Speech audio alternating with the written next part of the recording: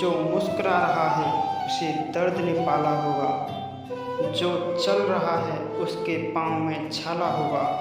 बिना संघर्ष के इंसान चमक नहीं सकता। जो जलेगा उसी दिए में उजाला होगा। संघर्ष क्यों बचें संघर्ष से? संघर्ष ही तो जीवन की आत्मा है। जितना कठिन संघर्ष होगा उतनी ही शानदार जीत होगी। एक बार एक किसान भगवान से बहुत ज़्यादा नाराज़ हो गया। किसान बहुत मेहनती था, बहुत ही मेहनत से खेत में अनाज उगाता, उसकी देखभाल करता, पर अक्सर उसकी फसल खराब हो जाती।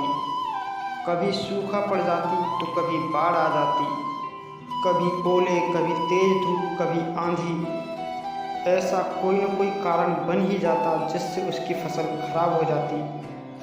एक दिन उस किसान ने ऊपर की तरफ देखकर गुस्से में भगवान से कहा, आपको लोग सर्वज्ञाता मानते हैं कि आप सब जानते हैं, कहते हैं कि आपकी इच्छा के बिना पत्ता भी नहीं हिलता, पर मुझे तो लगता है कि आप छोटी से छोटी बात भी नहीं जानते।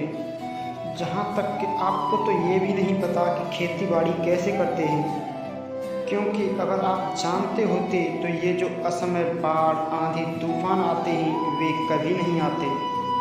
आप नहीं जानते कि कितना नुकसान उठाना पड़ता है हम किसानों को। अगर आप मेरे हाथ में एक ऐसी शक्ति दे दें, जैसा मैं चाहूँ वैसा मौसम कर दूँ, तो मैं अनाज के भंडार लगा दूँगा। भगवान उस किसान के तीखे वाक्य सुनकर मुस्करा रहे थे और उसके सामने प्रकट होकर बोले, मैं आज से तुम्हें यह शक्ति देता हूँ, तुम अपने खेतों पर जैसा चाहो वैसा मौसम कर लोगे। मैं बिल्कुल भी दखल नहीं दूंगा, तुम्हारी इच्छा से ही सब कुछ होगा। अब किसान बहुत ही खुश हो गया और गेहूं की फसल उसने अपने खेतों में बोली। जब उसने चाहा कि खेतों को धूप चाहिए तभी खेतों को धूप मिली। जब उसने चाहा कि खेतों को बारिश चाहिए तो तभी बारिश हुई। आंधी, तूफान, बाढ़ का बोझ उसने कभी अपने खेतों पर आने नहीं दिया। उसके खेत में अब की बार ऐसी फसल हुई थी जैसे पहले कभी नहीं हुई थी। हरी भरी लहलहाती फसल को देखकर किसान मन ही मन बहुत खुश होता और मन ही मन सोचने लगा, अब की बार दिखाऊंगा भगवान को कि शक्ति का सही उपयोग कैसे करते हैं। मेरी सफलता देखकर उन्हें अपने नियम जरूर बदलने पड़ेंगे। कुछ समय गुजरा, फसल कटने के लिए तैयार हो गई। किसान बड़ी ही उत्सुकता से फसल काटने के लिए गया, पर जैसे ही उसका ध्यान गेहूं की बालियों पर गया, वह सिर पीट कर रोने लगा, क्योंकि गेहूं की एक भी बाली के अंदर गेहूं का दाना नहीं था। सारी की सारी बालियां अंदर से खाली थी। किसान बहुत दुखी हो गया। उसने भगवान को फिर पुकारा, हे प्रभु, आपने ये मेरे साथ क्या किया? क्या तुमने मुझे कोई पिछले जन्म की कोई सज़ा दी है? भगवान बोले, पुत्र, ये तो होना ही था, क्योंकि तुमने पौधों को संघर्ष करने का मौका ही कहाँ दिया। ना तो तुमने उन्हें आंधियों से जूझने दिया और ना ही तेज बारिश को सहन करने दिया और ना ही धूप में तपने दिया। तुमने एक भी चुनौती का सामना उन्हें नहीं करने दिया, इसलिए सारे पौधे अंदर से खोखले रह गए।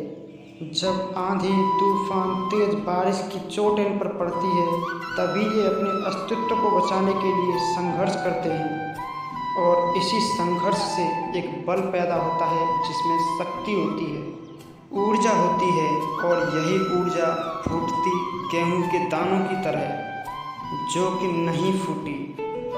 तूने फसल को कठिन परिस्थितियों से गुजरने ही नहीं दिया जहाँ उनके अस्तित्व का जन्म होता, इसलिए सारी बालियाँ खाली हैं।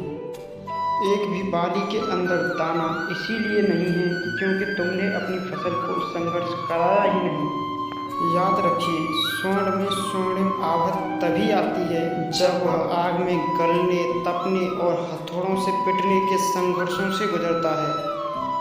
कोयले का टुकड़ा भी तभी हीरा बनता है जब वह उच्च ताप के संघर्षों से गुजरता है।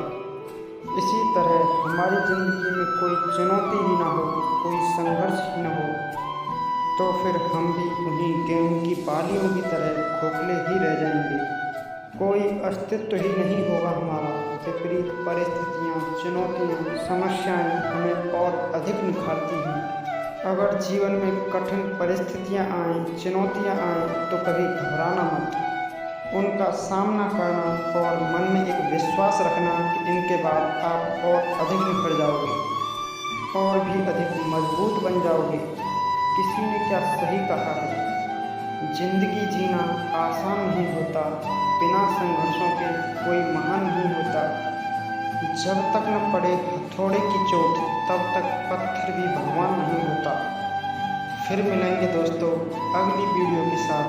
तब तक अपना ख्याल रखना और ज़िंदगी में हमेशा मुस्कुराते रहना। मुझे उम्मीद है आप इस कहानी से बहुत कुछ सीखे होंगे।